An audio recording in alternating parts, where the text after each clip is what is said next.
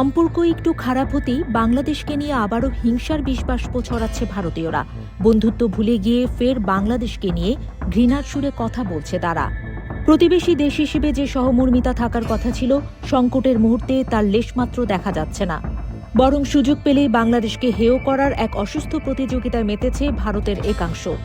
বছরের পর বছর ধরে চলা তথাকথিত বন্ধুত্বের বুলি যে কতটা ঠুনকো ছিল, বাংলাদেশকে নিয়ে তাদের বর্তমান হিংসাত্মক আচরণ আর নেতিবাচক প্রচারণা সেটি বারবার প্রমাণ করছে। আর বাংলাদেশকে নিয়ে হিংসাত্মক প্রচারণার যেন মুখপাত্র হিসেবে দায়িত্ব নিয়েছেন ভারতের হিন্দুত্ববাদী দল বিজেপির পশ্চিমবঙ্গ শাখার প্রধান শুভেন্দু অধিকারী। পূর্বের মতো আবারও বাংলাদেশকে নিয়ে ভারতীয়দের মনে হিংসার আগুন জ্বালছেন তিনি। বাংলাদেশের ময়মনসিংহের দীপু চন্দ্র দাসকে হত্যার প্রতিবাদে সম্প্রতি ভারতের বিভিন্ন প্রান্তে বিক্ষোভ হয়েছে। বাংলাদেশের সংখ্যালঘুদের নিরাপত্তা নিশ্চিত করার দাবি জানিয়েছে ভারতীয়রা। সম্প্রতি এমনই এক কর্মসূচিতে কলকাতায় বাংলাদেশের উপদূতাবাসের সামনে বাংলাদেশকে নিয়ে হিংসা ছড়ান শুভেন্দু। সেখানে ফিলিস্তিনের গাজায় নিরীহ বেসামরিক নাগরিকদের উপর ইসরায়েলের গণহত্যার সরাসরি সমর্থন দেন তিনি। এমনকি বাংলাদেশের পরিণতি গাজার মতো হবে বলেও খোলামেলা মন্তব্য করেন উগ্রবাদী দল বিজেপির এই নেতা। শুভেন্দু বলেন, ইসরায়েল যেভাবে গাজাকে শিক্ষা দিয়েছে, ওইভাবে আমাদের ভারতের 100 কোটি হিন্দু দেশের সরকার হিন্দুতে চলছে। অপারেশন সিঁদুরে যেভাবে আমরা পাকিস্তানকে সবক শিখিয়েছি, সেভাবেই বাংলাদেশকে সবক শেখানো উচিত। শুভেন্দুর বক্তব্যের সেই ভিডিও প্রকাশ করেছে এনডিটিভি। আর শুভেন্দুর বক্তব্যের এই ভিডিও ছড়িয়ে পড়তেই ভারতের নানা স্তরে ব্যাপক সমালোচনা শুরু হয়েছে। এখনো পর্যন্ত ভারতীয় কেন্দ্রীয় সরকারের কেউ বা বিজেপির কেন্দ্রীয় নেতৃত্বের প্রথম সারির কেউ গাজায় ইসরায়েলি আগ্রাসনকে সমর্থন করেননি।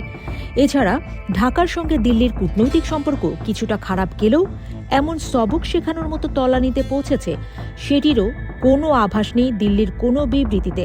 বরং বাংলাদেশের পরিস্থিতি নিয়ে মন্তব্যের ক্ষেত্রে সংযত ও সতর্কতা অবলম্বন করছে ভারতের কেন্দ্রীয় সরকার।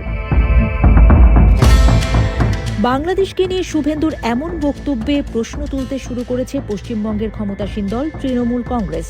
শুভেন্দুর বক্তব্য কি আসলেই বিজেপির বক্তব্যই? এই নিয়ে প্রশ্ন তুলেছেন পশ্চিমবঙ্গের তৃণমূল মন্ত্রী শশী পাঁজা। শুভেন্দুকে উদ্দেশ্য করে তিনি বলেন, বিরোধী দলনেতা যা বলেছেন তা কি দেশের প্রধানমন্ত্রী নরেন্দ্র মোদী এবং বিদেশমন্ত্রী এস জয়শঙ্কর সমর্থন করেন? তবে তা প্রকাশ্যে বলুন। পশ্চিমবঙ্গে বিজেপি বিপদে রয়েছে, তাই শুভেন্দুকে বাজার গরম করার জন্য এসব কথা বলতে হচ্ছে বলেও অভিযোগ করেন তৃণমূলের এই মন্ত্রী।